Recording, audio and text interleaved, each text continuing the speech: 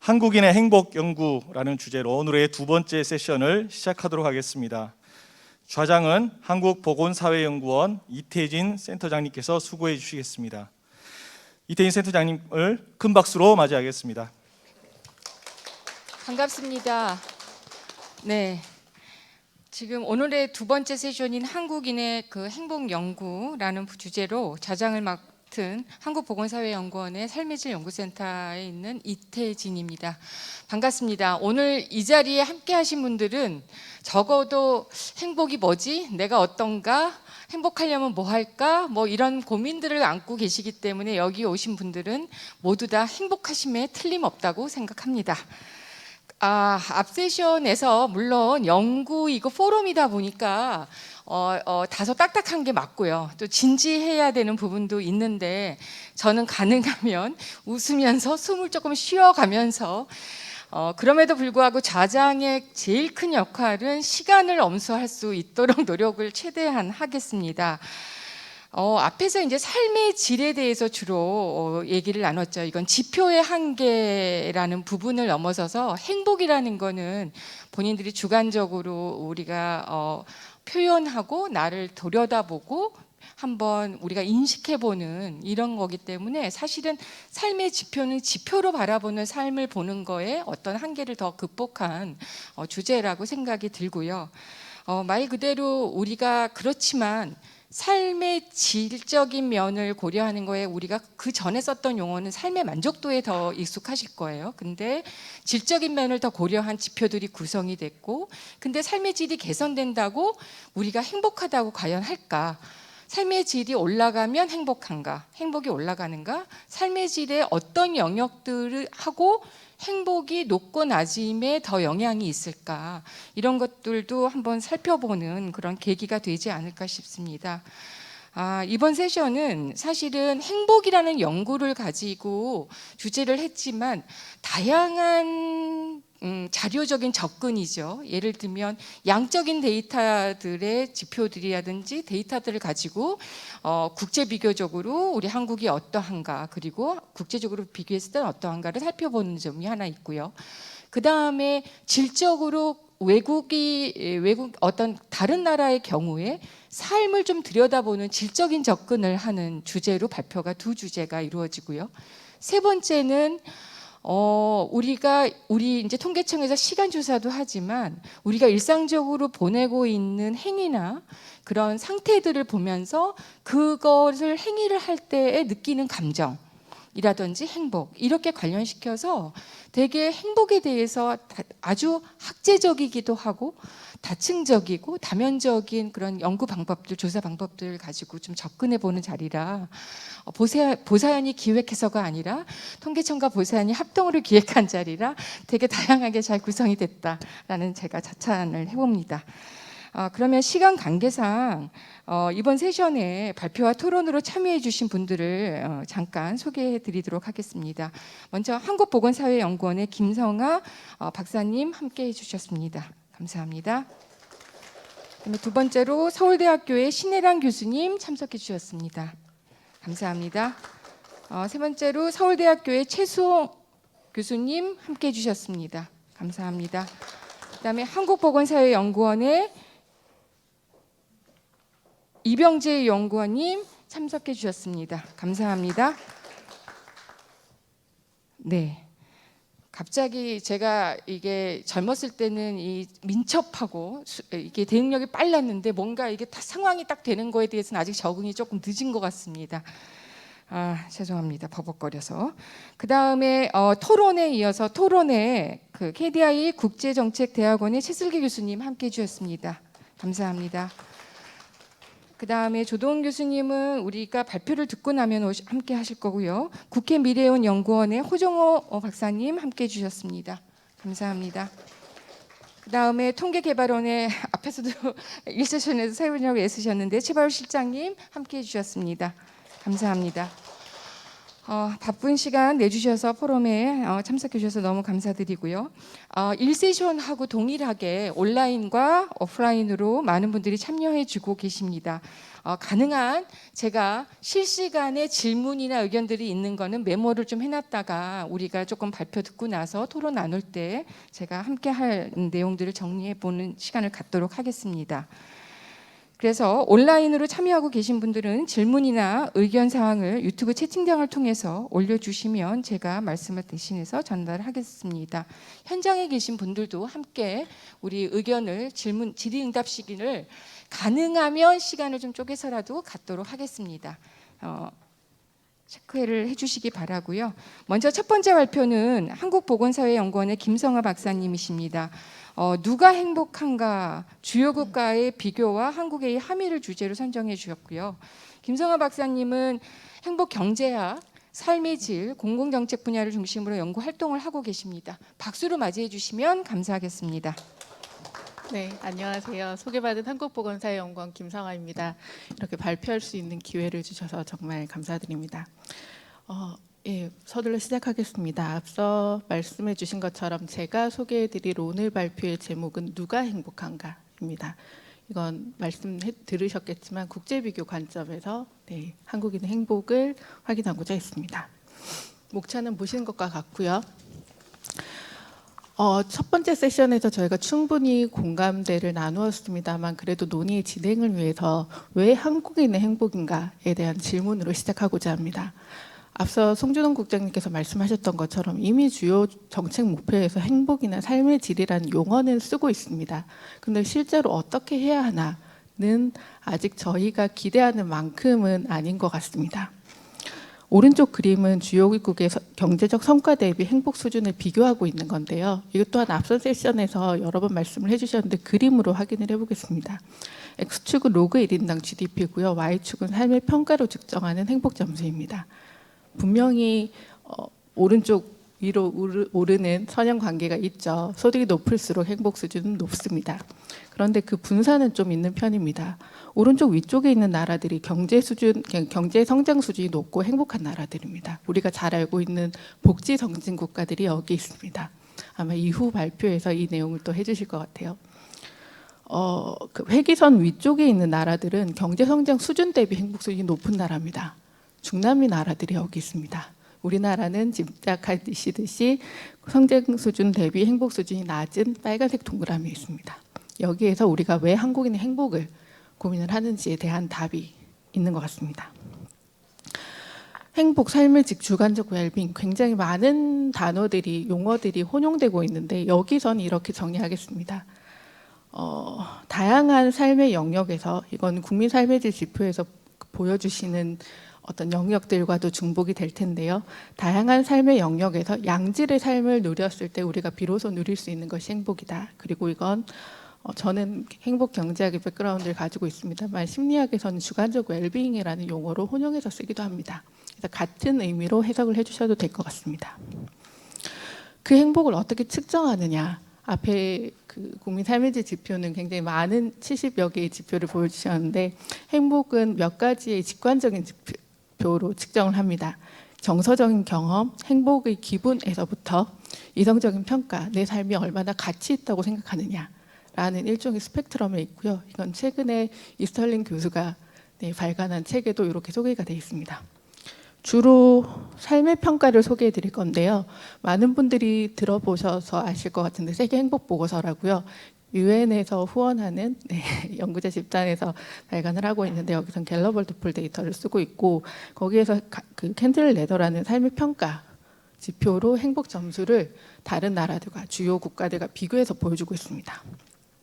아까 말씀드렸듯이 북유럽 복지 선진 국가들이 행복 점수가 높고요. 우리나라는 세계 10위권 경제 대국의 반열에 이르렀음에도 60위권, 59위 정도에 불과합니다. 낮죠. 네, 국제비교 관점에서 한국인 행복을 또 보기 위해서 이렇게도 봤습니다.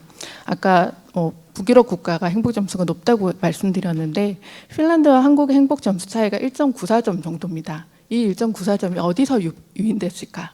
비교를 해보면 로그 1인당 GDP입니다. 네, GDP라든지 경감 기대 수명 같은 어떤 객관적인 지표에 의한 차이는 그렇게 크지 않습니다. 근데 반면에 사회적 지지 체계나 선택의 자유, 부패 인식 등과 같은 어떤 사회적 요인에 의한 차이는 굉장히 크게 나타납니다. 저희가 놓치고 있는 뭔가가 여기에 있는 것 같습니다. 네, 주요 국제 비교 관점에서 한국인의 행복을 또 보기 위해서 분석을 해봤습니다. 요 계량 모형은 네, 내용을 보시면 아실 것 같고요. 비교를 위해서 OECD 가입 국가, 주요 동아시아 국가, 중국과 베트남을 포함해서 비교를 했는데요. 분석 자료는 아까 보여드렸던 세계 행복 보고서에서 쓰고 있는 갤럽 월드폴이라는 국제 비교 데이터셋입니다. 이 자료는 2006년부터 횡단면 자료를 축적하고 있고요. 약 150여 개 국가의 자료를 모아서 제공하고 있습니다. 보시는 것처럼 삶의 평가를 행복의 측정 변수로 뒀고요. 인구학적 특성, 경제적 특성, 사회적 특성 등 주요 행복에 관련된 문헌에서 행복에 미치는 영향 요인이라고 다루어지고 있는 요인들을 다 검토를 했습니다. 자료집에는 좀 더 상세한 내용들을 저희가 소개를 했는데 시간 관계상 네, 약간 정보를 축약해서 보여드리고 있습니다. 이 슬라이드는요. 여기 이 그림을 어떻게 보시면 되냐면요. 이를테면 여성 더미에서 파란색 비교 대상 국가가 0.103이고 대한민국이 0.307이죠. 이게 남성에 비해서 여성이 좀 더 행복하다. 오른쪽에 있고 양의 숫자니까요. 좀 더 행복한데 비교 대상 국가 OECD 가입 국가 베트남, 중국의 평균을 보면 보통 여성이 남성보다 0.1점 정도 행복한데 한국은 0.3점 정도 행복한 겁니다. 여성의 행복도가 좀 더 높네요, 우리나라는. 다른 내용들은 주요한 내용들은 뒤에서 제가 또 보여드릴 거기 때문에 약간씩 스킵하고요. 아까 앞서도 비혼, 미혼에 대한 이야기를 하셨는데 보시면 아시겠지만 혼인 상태를 보면 유배우 집단에 비해서 이혼별과 사별 집단이 행복 수준이 낮고요. 미혼 집단의 행복 수준이 더 낮습니다. 네, 우리나라가 특히 더 그렇죠. 근데 비교 대상 국가들은 미혼 집단보다 이혼별과 사별 집단이 좀 더 낮네요. 이런 차이들이 있습니다. 네, 교육 수준이 높을수록 행복 수준이 높고요. 근데 우리나라는 적어도 고등교육 이상이 되면 행복 수준이 두드러지게 높아지게 나타납니다. 종사상 지위별로는 풀타임 근로자와 비교했을 때 자발적 파트타임 근로자는 약간 행복 수준이 높고 네, 비자발적 파트타임 근로자는 행복 수준이 낮고 네, 그리고 실업자의 행복 수준이 낮고 이런 특징이 나타나고요. 네, 로그 가구 월소득이 높을수록 행복 수준이 높습니다.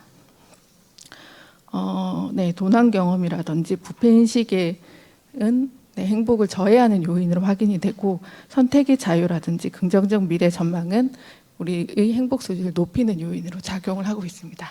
네, 직관과 비슷한지 모르겠습니다. 특히 우리나라의 행복에 대해서 볼 때 몇 가지 좀 주목할 점이 있던 것 같습니다. 이를테면 건강 문제의 영향인데요. 내가 건강에 문제가 있으면 행복 수준이 낮겠죠. 근데 그 영향력이 다른 나라에 비해서 우리나라가 좀 적은 편입니다. 네, 그 기저에 대해서는 저희가 좀 더 심층 연구를 통해서 확인을 할 필요가 있겠습니다만 국민 건강이 작용을 했을 수도 있고요. 혹은 사적인 지지 체계가 작용을 했을 수도 있고요. 여기에서는 이런 함의를 도출할 수도 있을 것 같습니다. 이를테면 과거 같으면 한 50년 전 한국 전쟁 직후 같으면 살아남는 게 중요했기 때문에 건강 문제가 매우 크리티컬했겠죠. 근데 지금은 어느 정도 우리가 경제사회적 발전을 이룬 단계에서는 건강 문제의 영향이 좀 양상이 달라졌다라고 짐작을 할 수도 있을 것 같습니다. 종사상 지위의 영향인데요. 다른 어떤 파트타임 근로자라든지 실업자라든지 비경제 활동 인구보다 자영업자에서 특히 좀 특이한 점이 발견이 됐습니다. 보시는 것처럼 다른 나라에서는 대부분 자영업자들이 풀타임 근로자들에 비해서 행복 수준이 높습니다. 물론 낮은 국가들도 있어요. 근데 우리나라는 두드러지게 낮습니다. 네, 이거는 굉장히 특이한 상황인 것 같습니다. 우리나라의 자영업자들이 행복의 관점에서 취약한 상태에 내몰려져 있는 것 같습니다. 특히 팬데믹 때 그랬죠. 네. 사회적 지지 체계입니다. 이건 곤란한 일이 있을 때 도움을 받을 수 있는 친구 혹은 친지가 있냐라는 질문에 그렇다라고 대답하는 경우인데요. 보시는 것처럼 네, 굉장히 행복에 긍정적인 영향을 미칩니다. 네. 이타적 사회 참여인데요. 이거는 내가 남을 위해 혹은 사회를 위해 어떤 긍정적인 활동을 하는 거죠. 제가 그 앞에 기부도 넣을 걸 그랬는데 기부의 형태가 있고요. 이타적 사회 참여는 자료집에 있습니다. 자원봉사가 있죠. 근데 기부가 한국인의 행복에 미치는 영향은 다른 나라들과 비슷하게 나타납니다. 그런데 자원봉사는 보시는 것처럼 매우 높게 나타납니다. 자원봉사의 영향은. 두 형태의 차이를 곰곰이 생각을 해보면 기부는 돈을 내고 마는 거고요. 행위가 끝나는 거고 자원봉사는 내 노력과 시간을 들이는 일이죠. 그랬을 때 이타적 사회참여, 우리 한국인의 행복을 증진시키기 위해서 우리가 추구해야 되는 이타적 사회참여의 형태는 어때야 될까? 뭐 이럴 때는 여기에서 어떤 저희가 함의를 도출할 수 있을 것 같습니다. 긍정적 미래 전망 영향인데요. 네, 희망이죠. 희망 빈곤. 최근에 그런 이야기도 하는데 희망을 가지는 게 굉장히 큰 영향을 가지는 것 같습니다. 네. 연령과 행복입니다. 그 행복을 연구하는 어떤 연구 집단에서 공유하고 있는 정형화된 사실이 하나 있습니다. 주요국의 행복 지표 값이 40대 후반에서 최저점을 보이는 U자형을 보인다는 건데요. 네, 이건 인구 사회학적 특성을 통제하거나 통제하지 않아도 그렇게 나타나더라라는 발견들이 있습니다. 저희 데이터에서는 어떻게 나타나는지 분석 모형을 가지고 보여드릴게요. 보시면 되겠지만 여기서 파란색은 인구 사회학적 특성을 통제한 기대값입니다. 네, 연두색은 고정효과를 통제한 모형이고요. 국가와 시간의 고정효과를 통제한 거고 빨간색은 기본 모형, 아무것도 통제하지 않은 날 것 그대로의 응답값입니다. 보시는 것처럼 전 세계 한 150여 개국 되죠. 151개국이네요. 여기에서는 인구 사회학적 특성을 고려하든 고려하지 않든 아까 말씀드렸던 행복의 U자형이 어느 정도 보이죠. 네. 선진국으로 가볼게요. 저희가 보고 있는 OECD 가입국이나 중국, 베트남. 파란색이 어느 정도 U자형을 보이고요. 대신에 고정효과 모형이나 아무것도 통제하지 않은 기본 모형은 완만하게 감소합니다. 완만하게 감소하다가 70대쯤에 약간 오르다가 뚝 떨어지네요. 네. 그런데 우리나라는 어떨까요? 이렇게 생겼습니다. 네. 파란색을 일단은 나이별로 편차가 너무 큽니다. 1세별 편차가 난리가 났어요. 네. 그리고 파란색 인구 사회학적 특성을 통제했을 때는 어느 정도 완만한 U자형이 보이는데 연도 그러니까 고정 효과를 통제했거나 아무것도 통제하지 않았을 때는 완만하게도 아니고 그냥 뚝 떨어집니다. 네. 다시 말씀드리면 어느 정도 이제 나이를 저희가 먹으면서 경제 활동을 하고 소득 활동을 하고 자산을 축적하고 교육 수준을 획득하고 가족과 형성을 나를 중심으로 한 가족을 형성하고 이러저러한 어떤 사회 경제적 지위를 나이를 먹으면서 저희가 확보를 하게 되죠. 그러면 어느 정도 이 정도 행복할 거야라고 기대하는 수준에 실제로 사람들이 응답하는 행복 수준이 미치지 못한다는 뜻입니다. 네. 이게 U자형의 가설에서는 40대 중반 이후에 회복해야 하는데 회복하지 못하는 중년층과 노년층의 행복이 위험하다라는 시그널일 수 있을 것 같습니다. 네, 국민 총행복 제고를 위한 사회정책 방향인데요. 일단 우리가 원하는 건 행복을 이야기할 때 우리 국민의 행복 점수가 높아지는 걸 이야기하죠. 아까 세계행복보고서에서 약 6점 미치지 못했는데 한 7점, 8점 정도는 됐으면 좋겠다 이거죠.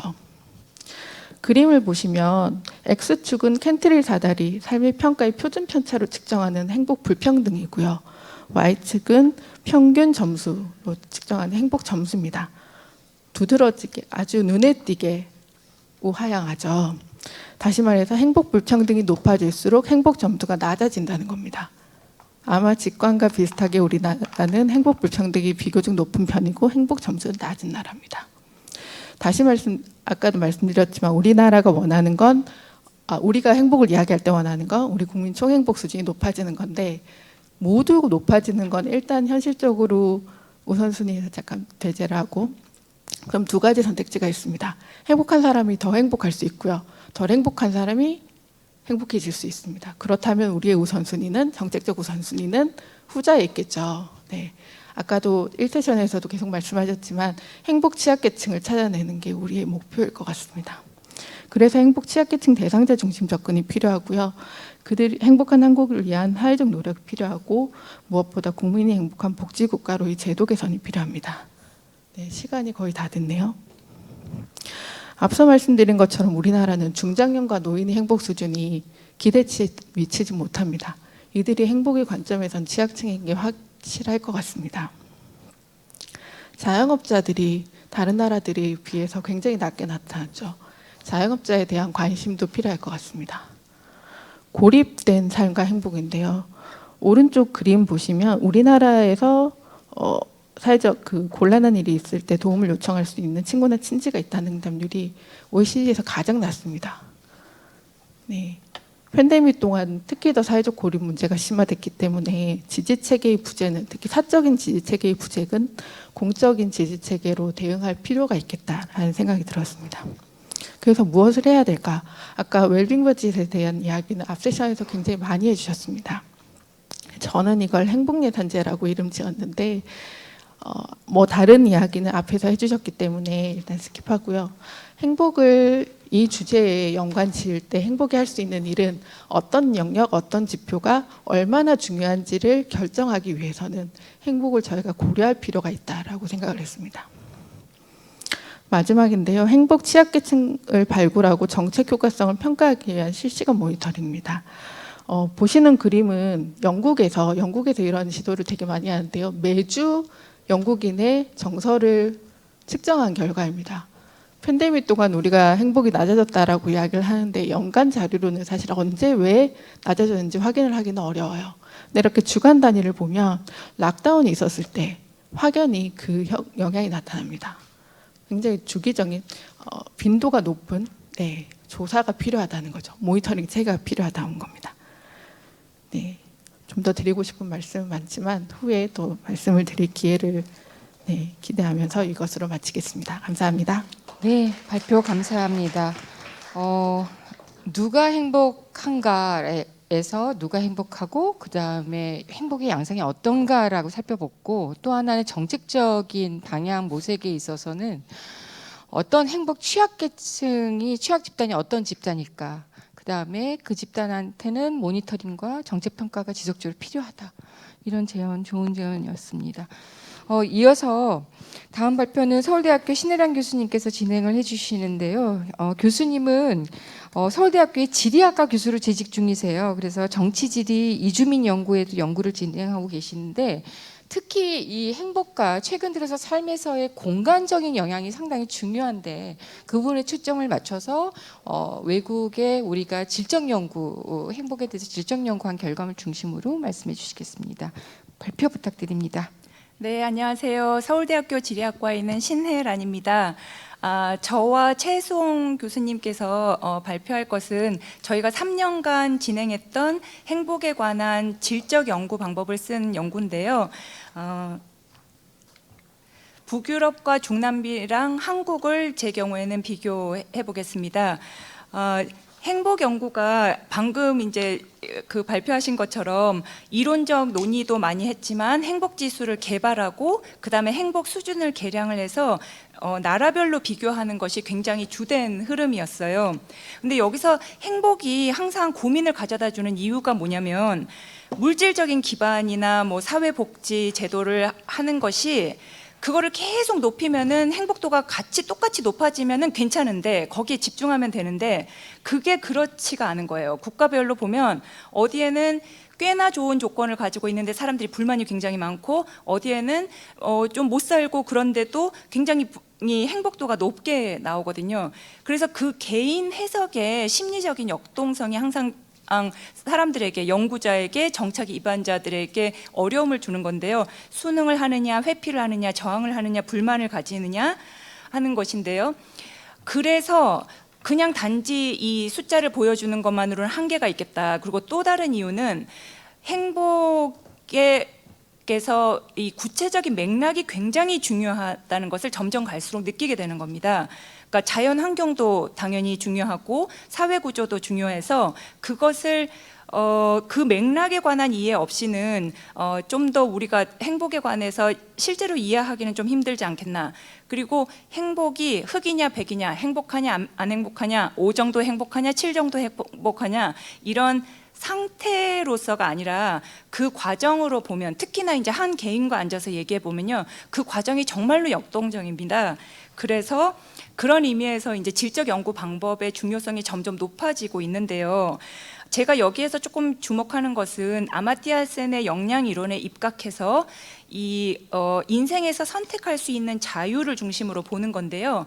여기에서 역량은 우리나라 말에서 약간 좀 혼돈이 되는데, 보통 역량을 증진시킨다 할 때는 커패시티거든요. 그러니까 그것이 아니라 사실은 여기 케이퍼빌리티가 말하는 거는 가용할 기회가 있는 처지인가. 그러니까 우리 집에 돈이 많은데 그것을 내가 가용할 수 있는가, 내가 사용할 수 있는가, 거기에 접근이 가능한가. 우리나라에 돈이 굉장히 많고 제도가 많은데 내가 거기에 접근이 가능한가, 이런 뜻이고요.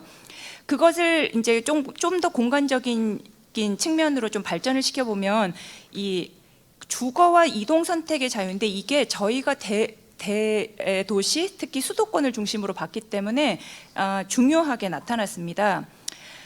저희가 본 것은 3년에 걸쳐서 덴마크, 노르웨이, 멕시코, 코스타리카, 그리고 한국, 그리고 나중에는 베트남의 수도권에 거주하는 20, 30대 청년층과 60대 노년층을 봤는데요. 그다지 부유하지도 그다지 가난하지도 않은 평범한 사람들을 구하려고 했고요. 그래서 1, 2, 3년 차에 걸쳐서 이렇게 심층 인터뷰를 했습니다. 그러면 이 세 곳의 공통점을 먼저 말씀드리면, 제가 이제 뭐 역량이냐 선택할 수 있는 자유냐 꺼내기도 전에 너무나 많은 대다수의 분들이 선택할 수 있는 자유의 중요성에 대해서 굉장히 오랫동안 강조해서 말씀하셨어요. 그리고 특히 이제 대도시에 살기 때문에 거주 선택의 자유가 좀 중요했는데요.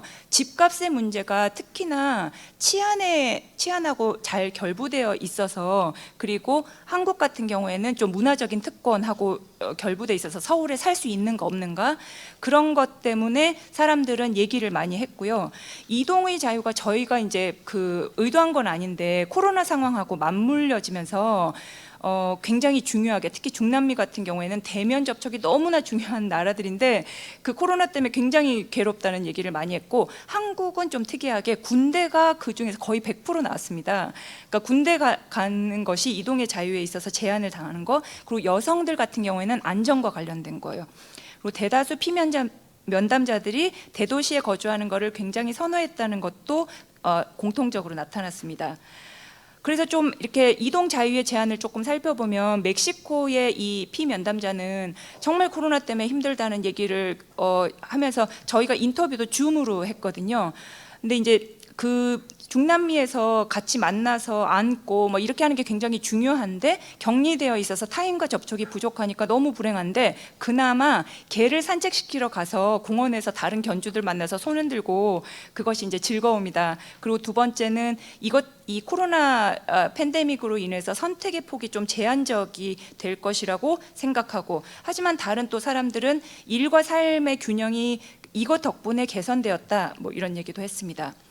그리고 또 공통적인 거는 시대의 변화인데요. 이 노인 세대 분들이 청년 세대에 대해서 이 신자유주의적인 경쟁이 증가하는 상황에서 사는 거를 굉장히 많이 우려하셨어요.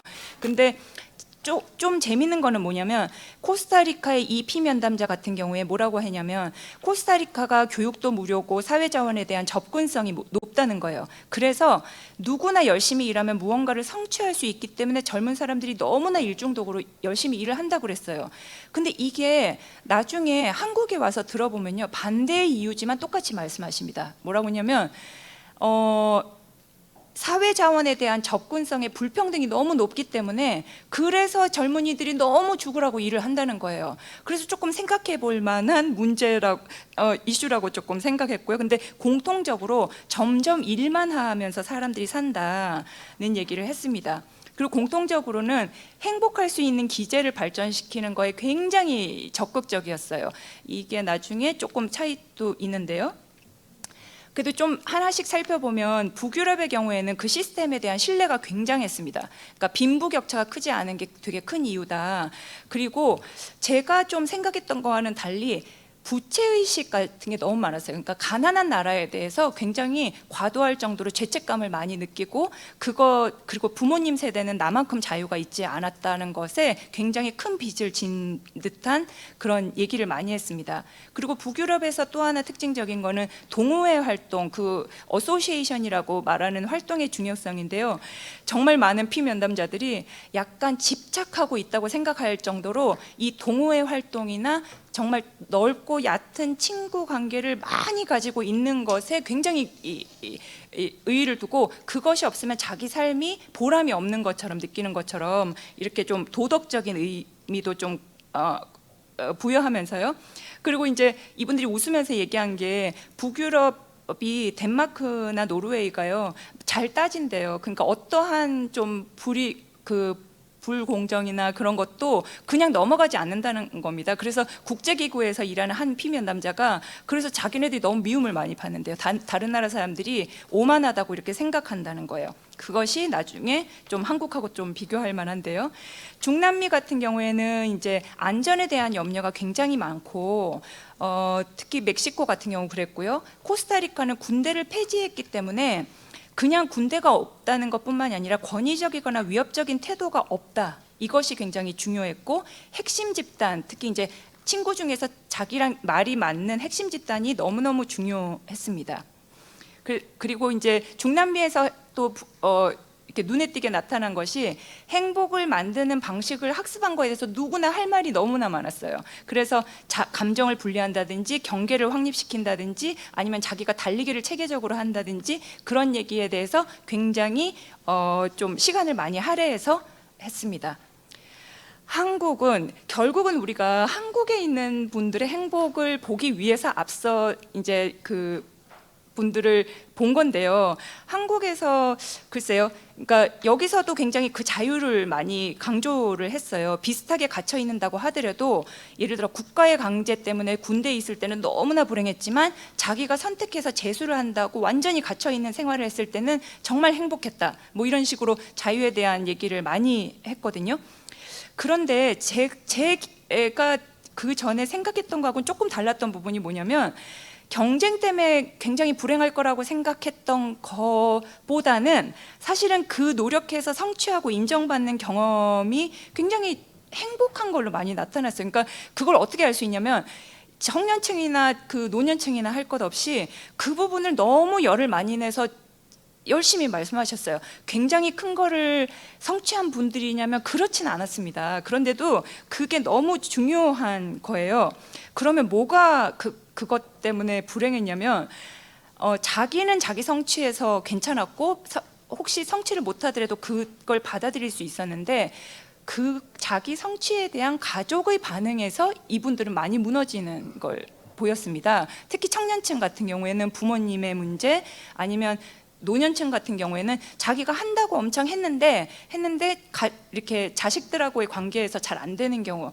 그러니까 뭐냐면 부모와 자식의 의무감이 굉장히 컸어요. 이 인터뷰를 하는 시간 중에 차지하는 시간 비중도 컸고요. 그러니까 가족이 행복과 불행에서 둘 다 언급이 많이 됐습니다.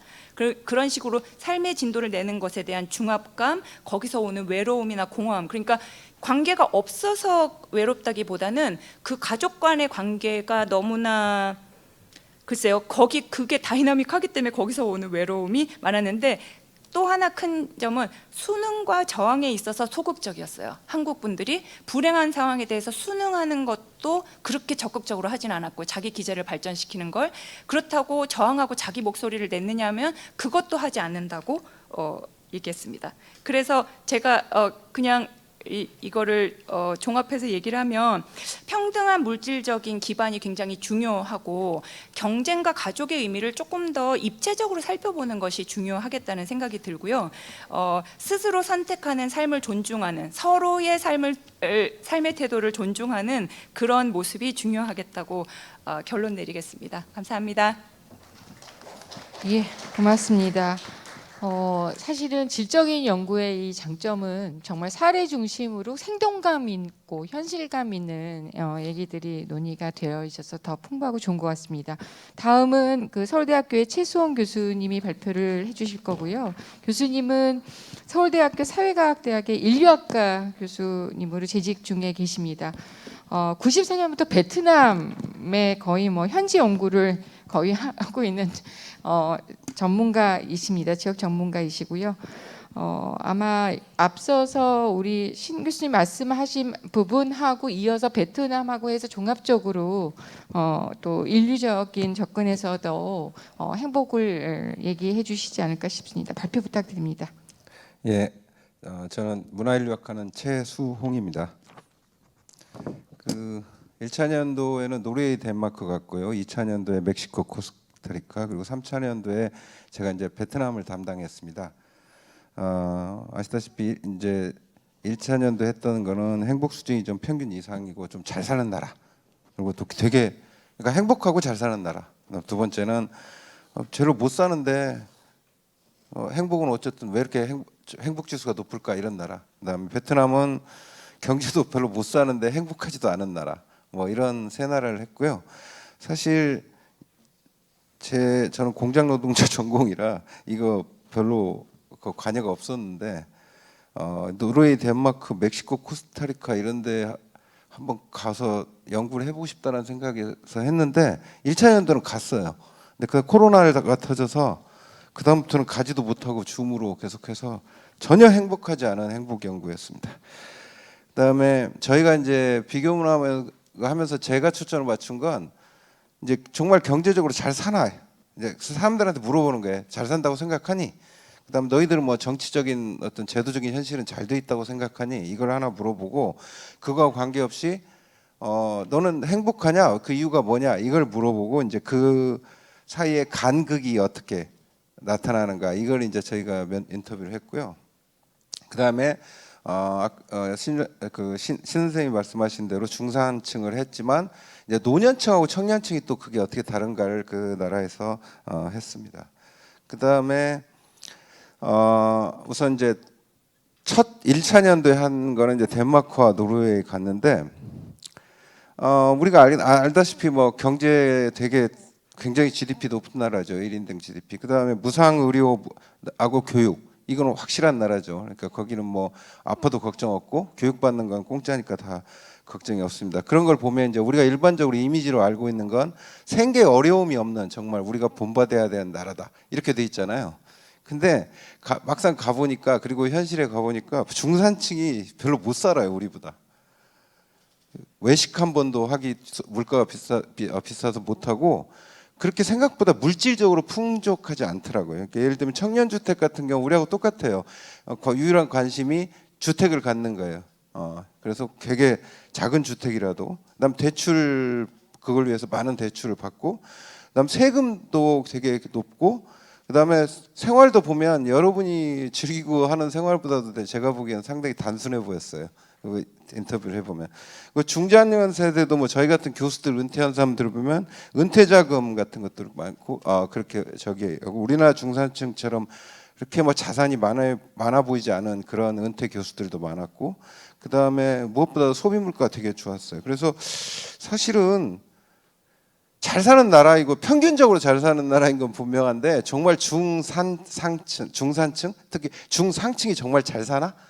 그리고 저 세금 많이 내고 생활하는데 어려움이 없나? 이런 거. 그래서 누구한테 물어보더라고요. 같이 가는 사람이. 어땠어?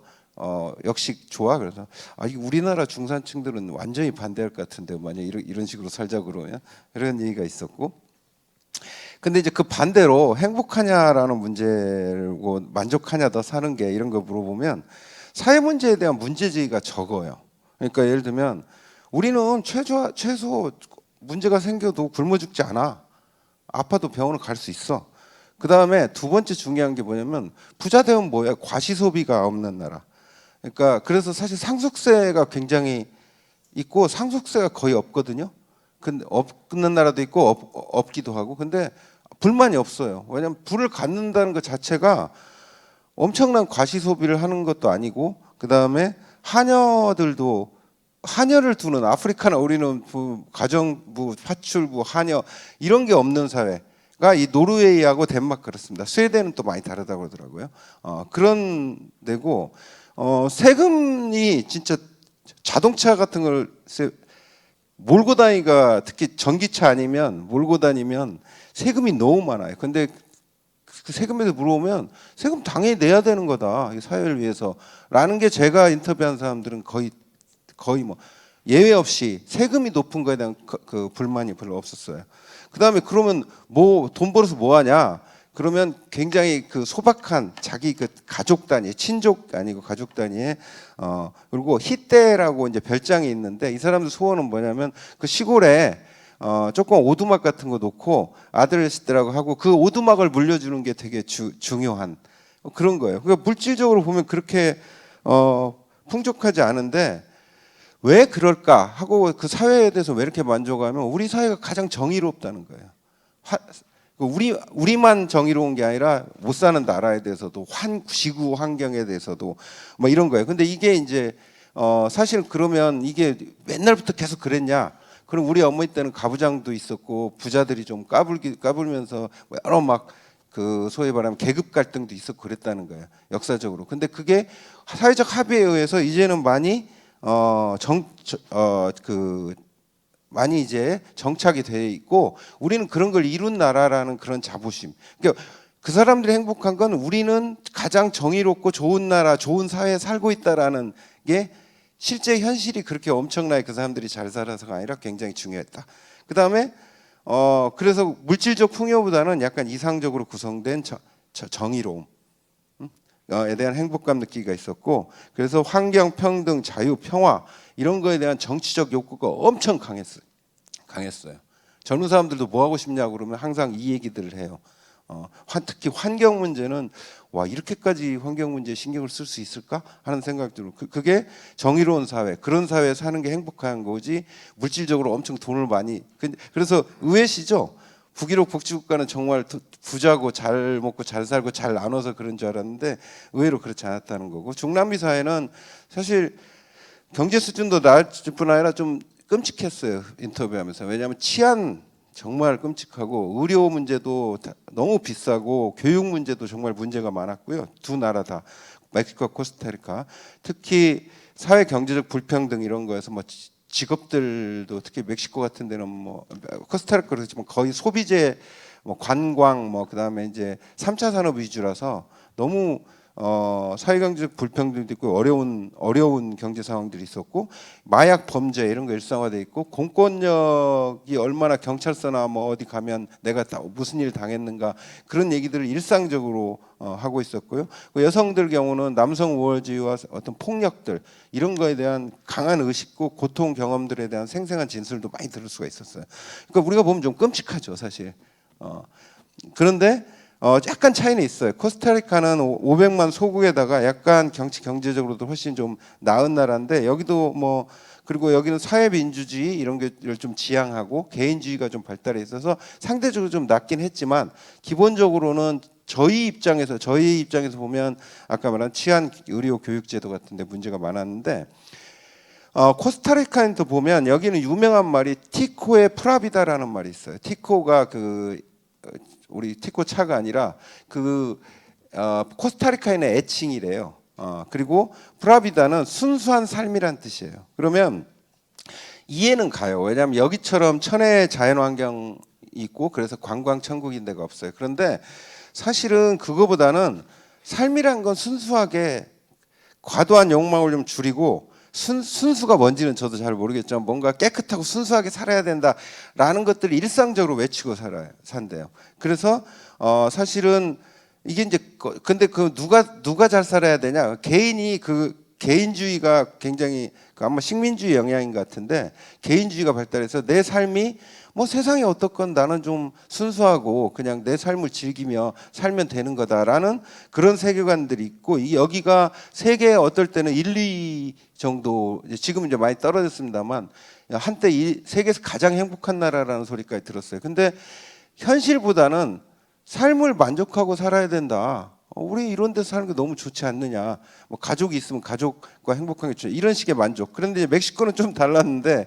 치안이 이런 게 훨씬 끔찍했는데 여기는 맨날 축제가 있대요. 뭐 얘기하면 맨 축제만 얘기하고 그다음에 그중에 가장 유명한 게 이제 망자의 날 같은 건데 죽은 사람들 그 하는데 어찌 보면 다 죽는다는 거예요, 사람은. 그리고 종교적으로 보면 아무것도 아니다는 그리고 그다음에 이런 초월적 세계관 아래서 삶은 즐겨야 된다. 어차피 죽는 거고 즐겁게 살아야 된다. 그래서 이 사람들이 굉장히 중요시하는 게 그 소위 말하는 삶을 좀 희화화, 장난하고 놀리고 그리고 해학적으로 얘기하고 요즘 이런 농담하면 우리 큰일 나죠. 그래서 약간 그런 것도 좀 행복을 누르고 있는 게 아닌가라는 생각을 이 사람들을 통해서 들었습니다. 특히 그러니까 좀 정리를 하면은 종교적 세계관, 특히 내세관을 통해서 삶을 긍정적으로 구성하는 거예요. 이걸 좀 정리해 보면 삶을 순수하게 그냥 응시하면 뭐 별거 없는 거야. 그냥 행복하게 살아라는 게 코스타리카 사람들의 그 프라비다라는 얘기였으면 멕시코 사람들은 어차피 죽는 거라 그걸 축제나 이런 걸 통해서 일상적으로 확인하면서 삶을 즐기고 살고 해학적으로 재밌게 살아야지라는 거예요. 근데 이게 이제 이제 그 얘기를 여기서 했고요. 그런데 이제 이게 어떤 문제가 있냐면 그렇게 그냥 주관적으로 만족하고 살면 돼? 라고 해서 물어보면은 자기가 살고 있는 그 객관적 현실이 너무 잘 알고 거기서 불만이 있어요. 그래서 이게 객관적 현실이 있고 이렇게 사회문화적으로 우리가 이렇게 행복을 구성해내는 게 있고 그 다음에 개인이 그걸 얼마나 내면화하는가 정말 행복하게 생각하는 이게 간극이 이렇게 보이더라고요. 그 세계 사이가 딱 일치하지 않아요. 그래서 이걸 보면 이 사람들한테 물어보면 정말 행복한가 물어보면 현실 다뤄. 근데 현실이 이런데 너 행복해하고 물어보면 막 갑자기 또 격앙되고 행복하냐고 물어보면 그런데 나는 행복해라는 얘기를 하고 이런 게 간극이 굉장히 심했다 이거고 베트남은 재밌었던 게 행복이 이건 우리도 한번 생각해 볼 필요가 있는 건데 행복이 정말 우리한테 익숙한 개념이었냐? 최근에 한 20, 30년 동안 세계적으로 행복 그러니까지 그래서 이 사람들은 행복이라는 말이 있어요. 그게 행복이에요, 정확하게. 근데 그게 뭐냐면 그 당 구호에도 나와 있어요. 행복. 이렇게 당에서 서류 보낼 때 뭐 안녕, 행복 뭐 이런 거 추구하는 거 있는데 이 사람들에게 물어보면 행복이라는 거는 특히 그 나이 든 세대들한테 물어보면 이제 복이라는 게 뭐예요? 복, 기복. 그다음에 그 기복에 중요한 게 가족이 평안해야 되고 그다음에 입신양명 해야 돼. 그러니까 내가 너 행복하니 물어보면 내가 술세를 해야 돼. 남들보다 돈도 많이 벌고 남들보다 좋은 데 가야 돼. 그러니까 이게 집단 속에 행복이 있는 거야. 그 집단이 나의 내가 집단을 생각하면서 지표로 보면서 행복이라는 게 있는 거죠. 근데 이제 여기 주제가 아니고 주체인데 그게 남미나 유럽하고는 상당히 달랐어요. 두 군데 다 상당히 내가 행복한 건 개인적이고 근대적 주체로서 내 개인의 행복인데 우리는 나 혼자 행복하다고 행복할 수가 없어. 그런 게 있어서 우리가 말하는 행복과 정말 그 유럽 우리가 이제 그 서구의 헤게모니 안에서 유럽 중심으로 생각하는 그 행복이 같은 개념인가 이런 생각을 우선 하나 하게 됐습니다. 그리고 그러다 보니까 전에 두 사례에서는 행복을 설명하는 기제가 있잖아요. 사회의 정의로움이랄지 또 이쪽은 종교적인 거랄지 이런 식의 행복을 얘기할 때 그 참조로 하는 참조점이 있는데 여기는 그런 것들이 별로 거의 발견되지 않았어요. 그리고 이제 최근에야 젊은 애들이야 당에서 행복해야 된다 뭐 조사도 하고 그러니까 이제 조금씩 우리처럼 서구에서 말하는 그 행복을 배워가고 있는 게 아닌가 이런 생각이 들었고요.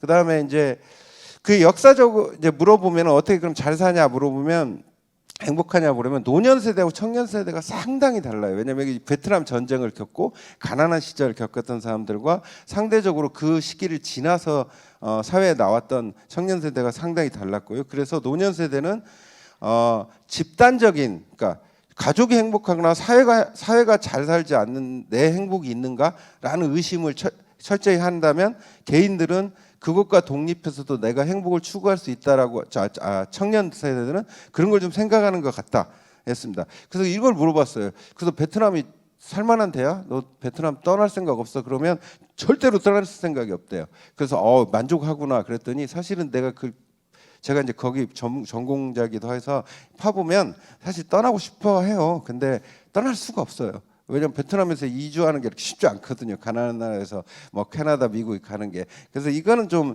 못 떠나는 현실적 제약 때문이 아닌가라는 생각이 들었고, 이제 여기서 마지막으로 정리를 해보면 행복을 설명할 때 이 사람들은 내가 살았던 역사, 그 기억이 굉장히 중요했고, 그러면서 이 사람들이 그나마 좀 나은 거는 옛날보다는 좀 낫다 이런 거예요. 항상 내가 어렸을 때보다는 낫다. 그리고 베트남은 굉장한 지금 성장기에 있거든요. 그래서 지금보다는 앞으로가 나아질 거다.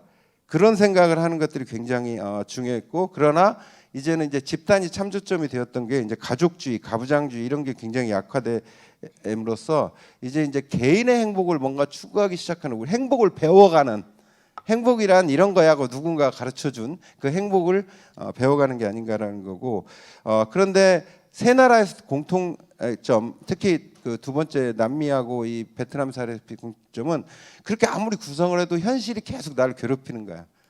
그래서 이 구성의 차이가 심화하고 있는 게 있었습니다. 결론 내리겠습니다. 그래서 행복은 사실 근대적으로 만들어진 서구의 그 문화 개념의 기초에 있는 거고, 따라서 그 사회마다 상당히 행복을 생각하는 행복의 중거점에 그 문화 상대적으로 생각할 수밖에 없는 그런 개념이라는 걸 잊지 않았으면 좋겠고요. 그다음에 이제 근데 물질적 조건에 그대로 반영. 잘 사는 나라가 정치가 안정된 나라가, 또는 잘 사는 나라가, 그래서 정치 경제적으로 다 좋은 나라가 직접 더 행복할 거다라는 건 제가 보기에는 별로 지표도 말하고 있지만 맞는 얘기가 아니다. 그렇다면 행복을 사회문화적으로 좀 구성해내는 게 중요하지 않을까. 그래서 세 가지 점을 얘기하면, 문화적 전통에 좀 맞는 행복 개념을 우리가 합의해내고 구성해내는 노력이 좀 필요하지 않을까. 우리는 이런 게 행복한 거야라고 우리도 쉐어해서 행복하냐고 물으면 그 중거점이 뭔가 있는 걸 좀 만들어내야 되지 않을까, 한국에서. 그다음에 실제로 그럼에도 불구하고 행복이라는 게 구성만 되는 게 아니고 이 물질적 조건들, 사람들이 누리고 있는 물질적 여건과 사회 문화적 구성 사이에 간극을 줄이려는 노력들이 계속돼야 행복의 실질적인 토대가 유지되지 않을까, 이런 생각이 들었습니다. 이상입니다. 예, 감사합니다. 제가 좌장을 너무 무섭게 보고 있는 건지 시간을 너무나 정확하게 알려드리지 않아도 딱딱 지켜주시는데요. 사실은 그럼에도 불구하고 우리가 온라인에서 의견을 받는 것 중에 질문성의 성격의 질문이 아니라 내용이 온 것들은 혹시 관련 발표자들이 고민을 해주셨다가 답변도 가능하실 것 같아서 한 2가지 정도가 있는데요. 사회가 주지 못하는 정의, 신뢰가 학교와 같은 경쟁에서 그나마 유지되고 있다는 집단적 체험이 오히려 과도한 경쟁마저도 덜 불행하게 느끼게 하는 것은 아닐까요? 라는 질문이 하나 있었고요. 또 하나는 이제 아까 우리 교수님이 발표하신 것 중에 불행한 상황에 수능도 저항도 소극적이라는 것이 무슨 뜻인지 좀 이해가 안 되는 표현입니다 라고 하셨습니다. 그래서 관련 있으신 그 발표자께서는 뒤에 응답 시간에 좀 말씀을 해주시면 감사하겠고, 그다음에 발표로서는 마지막인데요. 보건사회연구원의 이병재 연구원님이 발표를 해주실 거고, 사실은 용어만 들으면 되게 좀 생소한 부분이 있을 수 있어요. 일상 재구성 방법인데요. 사실은 아까 서두에 말씀드린 것처럼 어떤 행위가 이루어지고 그 순간에 느꼈던 감정, 근데 그게 행위뿐만 아니라 그때의 상태, 주변의 뭐 자원과의 관계, 뭐 네트워크까지를 고려해서 조사된 거라 집단별로 되게 의미 있고 재미있는 디파인 결과들이 있습니다. 발표 듣겠습니다. 네, 안녕하십니까. 한국보건사회연구원의 이병재입니다. 네, 발표 시작하겠습니다. 제목은 일상 재구성법을 통해 본 한국인의 행복입니다. 이 자료는 앞서 소개되었지만 한국보건사회연구원에서 수행한 한국인의 행복과 삶의 질에 대한 종합 연구에서 이제 해마다 일상 재구성법을 이용한 분석 결과가 있었는데요. 그것을 2년 동안 2020년과 2021년에 수행된 분석 결과를 종합한 결과입니다. 예, 목차는 서론과 결론을 제외하면 보시는 것과 3개 챕터이고요.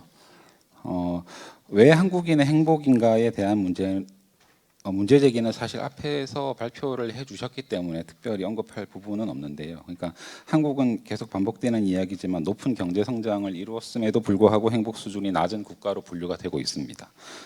근데 이런 문제는 그 사회 정책 분야에서 수행되는 연구 주제에도 이제 계속 반영이 되고 있는데, 그러니까 이제는 그 트렌드라고 부르기에도 좀 민망할 정도로 오래된 경향이긴 하지만 인구 집단들의 정신 건강, 불안, 우울과 같은 문제들이 이런 주제를 통한 연구 결과들이 사실 사회 정책뿐만 아니라 굉장히 다양한 분야에서 많이 이루어지고 있습니다.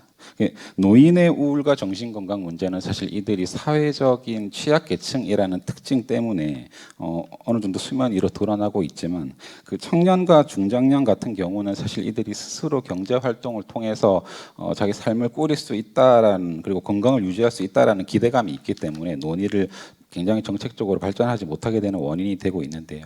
그러니까 이번 연구 결과에서는 청년부터 장년, 중년, 노년 이렇게 4가지 인구 집단으로 전 인구 집단을 통틀어서 이 일상생활 정보를 재구성해서 그 행복과의 관계를 분석하고 이제 거기서 시사점을 도출을 해보고자 합니다.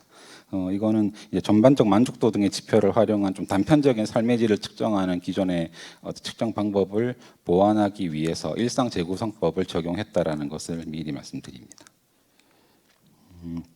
분석 방법으로 선택한 일상 재구성법은 그 사람들이 하루 동안의 활동에 대해서 기록하고 그 시간과 활동에서 경험한 정서를 평가하는 방법입니다. 그러니까 뭐 이렇게 설명하면 좀 어렵긴 합니다만, 그러니까 편의상 DRM이라고 부르겠는데요. DRM을 통해서 어떤 기쁨이나 고통, 스트레스, 걱정과 같은 긍정과 부정의 감정들을 모두 약간 무작위로 수집한다라고 볼 수 있습니다. 그 수집하면 거기서 행동과 감정의 의미까지 포함이 되는데요. 그러니까 조사 방법은 하루 동안 이 사람들이 하루의 시간을 어떻게 보내는지를 그냥 쭉 조사를 하고 그 일화에서 시간과 활동과 관계가 모두 포함됩니다. 당신이 언제 누구를 만나서 무엇을 했는지를 구체적으로 정보를 수집하는 것이고요. 그래서 이렇게 수집된 결과를 통해서 이것이 이제 행복과의 어떤 관계가 있는지를 분석하는 방법인데, DRM의 초기 연구는 보시다시피 이제 카네만 교수의 연구팀에서 시작이 됐고, DRM을 활용한 대표적인 조사는 이제 미국과 영국에서 뭐 시간 사용 조사나 고령자 패널 조사 같은 것들을 하고 있는데, 국내에서는 이 정보를 굉장히 꾸준하게 수집하고 있는 사례는 이제 없기는 합니다. 연구 동향은 국내외로 이렇게 이루어지고 있다라는 정도로 소개를 할 건데요. 그러니까 DRM 연구를 한마디로 정리하면, 그러니까 인구 집단별로 그 대상자들이 일상생활을 보내는 시간, 그리고 일상생활에서 하는 행동, 그리고 맺고 있는 관계들이 정서에 어떤 영향을 미치고 있는지를 분석을 하는 겁니다. 분석 대상을 보면 여기서 보면 노인과 여성이 많습니다. 그러니까 경제활동 인구보다 아무래도 비경제활동 인구의 일상생활이라는 것이 예측하기가 어렵기 때문에 조금 더 접근하는 경향이라고 볼 수가 있고요. 그러니까 이번 연구 결과에서는 사실 이런 성별로는 구분하지 않고 아까 말씀드렸듯이 4개의 인구 집단으로 구분해서 이 인구 집단별로 시간과 활동 관계가 정서에 어떤 영향을 미치고 있는가를 분석하고 있습니다. 분석 자료는 2020년과 2021년에 수행된 한국인의 행복과 삶의 질 실태 조사입니다. 2020년에는 노인을 대상으로 했었고 2021년에는 청년과 장년, 중년을 대상으로 조사를 해서 이 결과를 종합을 했습니다. 유효 표본은 뭐 구체적으로 설명하기 그렇지만 2020년에는 말씀드렸듯이 노인만을 대상으로 했었기 때문에 이 집단의 표본이 다른 집단에 비해 조금 더 많습니다. 그리고 청년과 장년, 중년은 각각 좀 고르게 분포되도록 할당을 했고요. 그리고 연령대별로도 그렇고 시간대별로는 각각 좀 균등한 비율을 적용해서 표본을 할당을 했습니다. 그래서 일상 재구성법으로 탐색해 보고자 하는 문제는 한국인은 언제 무엇을 할 때 누구와 있을 때 행복한가에 대한 답을 내려보려고 하는 것이고요. 그래서 우리나라의 청년과 장년, 중년, 노년은 각각 일상생활에서 어떠한 정서적 경험을 하고 있고 그것이 시간과 활동, 관계에 따라서 어떻게 변화하고 있는가를 보려고 하는 것입니다. 기초 통계는 좀 그냥 이거 보시는 것으로 넘어가고요. 그냥 언급할 것은 이제 밑에 표가 있는데 그 이제 제가 조사한 정서적 경험을 수집하는 결과 그 방법입니다. 행복한 의미 있는 피곤한 스트레스 받는 부터해서 이제 외로운 불안이라는 수준으로 하고 있고 수집을 하고 있고 평균 점수가 높을수록 이러한 감정을 더 이제 강하게 경험하는 겁니다. 첫 번째로 질문은 언제 행복한가입니다. 사람들이 언제 행복한가인데 사실 이 시간에 따른 행복함에서는 집단별로 구분되는 특징은 있었습니다만 어떤 구체적인 시사점을 발견하기가 좀 어려웠던 부분이기 때문에 간단히 언급만 하겠습니다. 그림을 보시면 좀 작긴 합니다만 모든 인구 집단이 그 이른 아침부터 시작해서 이게 가로축이 시간입니다. 새벽 4시부터 밤 12시까지이고요.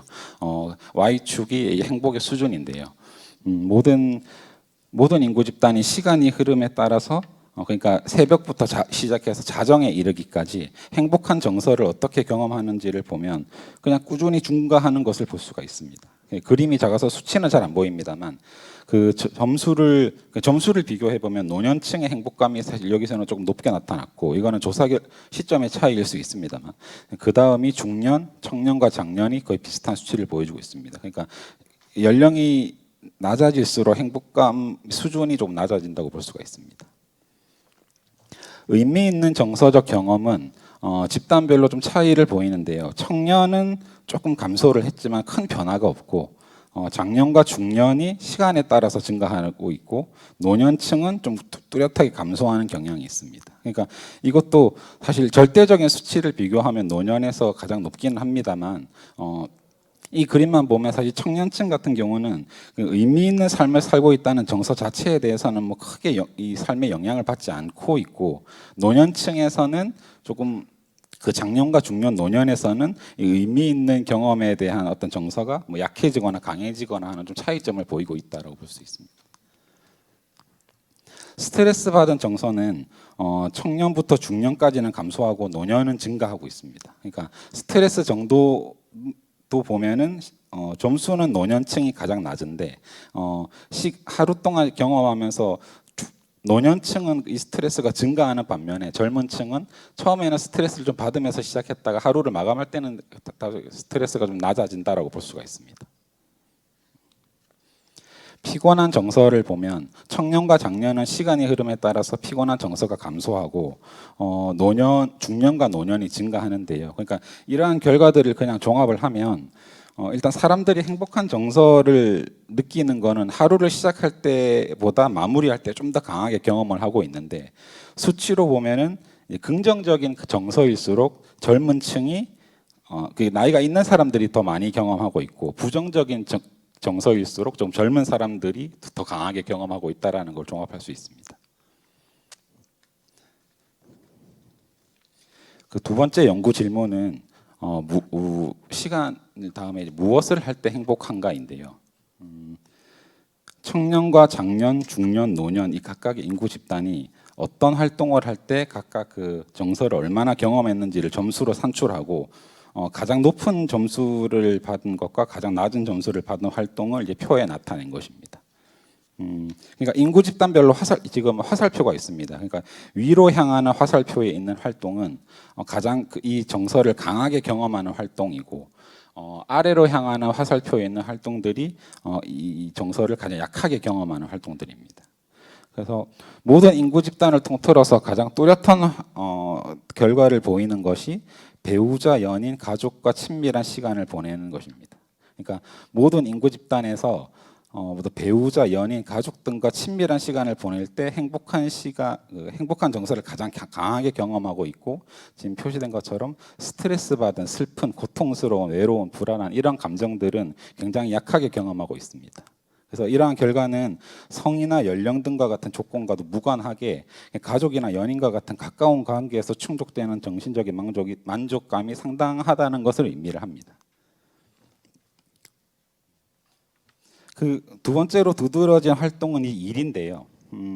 그러니까 사실 여기 이제 플로어에 앉아 계신 분들 같은 경우는 대부분 여기가 일터이기 때문에 이거를 좀 말하기가 좀 민망한 그것도 있지만 그 인구 집단을 구분하지 않고 모든 집단에서 일을 할 때 나는 행복감이 가장 낮다라고 이제 나왔고 스트레스를 굉장히 강하게 경험하고 있고 청년과 장년층은 하여튼 가장 고통스러운 일이라는 이제 응답 결과입니다. 그러니까 실제로 이 노년층을 제외하면 청년과 장년, 중년은 우리 가장 이제 생산 가능 인구로서 그냥 활발하게 일을 하고 있는 집단인데 이 집단에게 있어서 사실 행복감이 가장 낮추는 것이 일이고 스트레스를 가장 높인다라고 하는 것 자체가 사실 우리나라의 행복감을 설명하는 가장 중요한 결과이지 않나라는 생각도 했습니다. 그 분석 결과에서 조금 흥미로운 부분은 저는 수면과 출퇴근 이동이라고 보았는데요. 특히 청년과 중년의 경우에는 수면하는 동안 외롭고 불안한 정서를 강하게 경험하고 있고 출퇴근 이동은 또 가장 의미 없고 피곤한 활동이라는 응답 결과가 나타났습니다.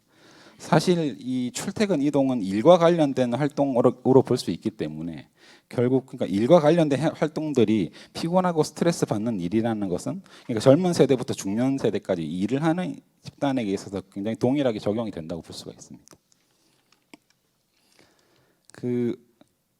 아까 일과 출퇴근 이동이 보였는데 노년층이 조금 구분되는 것은 자녀 부모 돌봄에서 경험하는 피곤함과 스트레스, 그 슬픔, 고통이 굉장히 강하다는 것입니다. 이거는 다른 인구 집단과 좀 구별되는 부분인데요. 청년부터 중년까지는 주로 이 칸에 아까 보셨지만 출퇴근 이동 일이 포진해 있는 반면에 노년 같은 경우는 이 자녀 부모 돌봄이 있는데 사실 나중에도 보이겠지만 이게 부모 돌봄에서 오는 그 고통이 굉장히 큰 것 같습니다. 그래서 이것이 그 육체적인 건강뿐만 아니라 정신 건강 측면에서도 상당히 부정적일 수 있다라는 것을 보여주고 있습니다. 이거는 설명한 것을 종합한 것이기 때문에 넘어가고요. 앞에서 설명했던 거를 이제 실증 분석 결과입니다. 청년과 정서적 경험에 실제로 어떠한 영향을 주는 걸 볼 수 있으면 이거는 아까 그냥 앞에서 보였었던 표와 그냥 비슷한 거라고 볼 수 있는데요. 그러니까 먹고 있음, 배우자, 연인, 가족과 친밀한 시간, 개인적 휴식 이것들이 행복감을 증가시키고 있고 출퇴근, 이동, 일, 몸단장, 집안일, 식사 준비 같은 것들이 이제 행복감을 낮추는 데 영향을 주고 있다. 이러한 경험은 장년과 중년에서도 유사하게 발견되고 있고 왜냐하면 근데 이제 이건 중년의 결과입니다만 아까 비슷합니다. 일과 집안일 식사 준비가 이 빨간색이 행복감을 낮추는 거고 파란색이 행복감을 높이는 건데 아까 봤던 기초 통계 결과와도 사실 좀 유사하다고 볼 수가 있습니다. 노년층도 사실 비슷한 걸 보지만 여기서 노년층이 구분되는 거는 특징은 여기 운동입니다. 그러니까 운동을 통해서 행복감을 높인다라는 것은 아까 청년과 장년, 중년에서는 나오지 않던 부분이고요. 그래서 세 번째 마지막 질문은 누구와 있을 때 행복한가입니다. 그러니까 배우자, 연인, 여기도 보겠지만 자녀와 같이 가족이라는 테두리에 있는 관계를 통해서는 행복감을 경험하는 경향이 크다. 그리고 고객, 직장 상사 등과 같이 이렇게 일자리에서 관련된 사람들과 같이 있을 때는 행복한 정서는 약하게 그리고 스트레스와 피곤함은 강하게 경험하고 있다라는 게 보여지고요. 이런 부정적 정서와 관련된 사람들이 일뿐만 아니고 아까 이제 활동에서도 보였지만 중년과 장년 같은 경우는 이 부모와 같이 있을 때 특히 이제 슬픔과 외로움, 불안한 이런 거를 좀 많이 느낀다라는 게 이제 다른 인구 집단과 구별되는 특징입니다. 그래서 실증 분석 결과도 사실 아까 활동과 좀 유사한 결과를 보여주고 있는데요. 청년에게 행복감을 주는 관계망은 배우자, 부모, 친구 그리고 행복감을 낮추는 관계는 고객, 직장 상사와 같은 것들이고요. 장년 역시 비슷합니다. 배우자, 자녀, 친구 그리고 중년도 굉장히 비슷한 걸 볼 수 있지만 노년층에 가면은 이 행복감을 주는 관계가 좀 배우자, 연인으로 한정되어 버리고 행복감을 낮추는 관계가 이제 확 늘어나는데 특히 이 그러니까 혼자 있을 때 행복감을 낮추는 영향력이 다른 인구 집단에 비해 상당히 이제 영향력이 늘어나는 것을 볼 수가 있습니다. 분석 결과를 요약해 보면 이것인데 이제 계속 설명했던 부분이기 때문에 넘어가고요. 그래서 이러한 분석 결과는 우리나라의 그 청년과 중년, 장년 그리고 노년의 행복감을 높이기 위한 방법으로서는 사실 굉장히 간단한 키워드를 떠올렸는데 그게 이제 일과 삶의 조화라는 조금은 상투적인 결과였습니다. 아까도 보셨지만 일이 굉장히 행복감을 낮추고 있고 그리고 가족을 통해서는 행복감이 굉장히 높아지고 있는데 이 두 개가 싸우면 언제나 이제 일이 이기는 것이죠.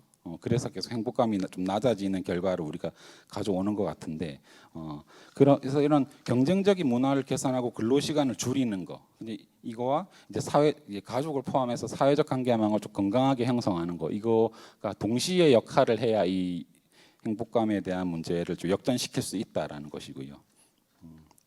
이 젊은 세대뿐만 아니라 이제 고령층을 같이 했을 때 한 가지 더 추가적으로 느꼈던 것은 이 혼자 있음에 따라서 느끼는 정서적 경험에 대해서 우리가 좀 더 적극적으로 대응을 할 필요가 있다라는 생각이었습니다. 그러니까 활동과 관계가 행복에 미치는 영향을 분석해 봤을 때 연령대가 높아질수록 그러니까 행복감을 주든 낮추든 그것에 영향을 주는 관계 자체가 축소가 되고 있고 그러니까 혼자 있는 것에서의 영향력이 더 커지고 있었기 때문에 이 중고령층이 사회적으로 고립될수록 행복감에 부정적인 영향을 미치고 있는 것으로 이제 분석이 됐고 이제 이들의 사회적 활동을 지원한다라는 어떻게 보면 당연한 결과가 여기서 사실 한 번 더 좀 증명이 된 것이라고 볼 수가 있겠습니다. 네. 몇 가지 사실 분석의 한계는 있습니다만 저희 발표 드려주셔서 감사합니다.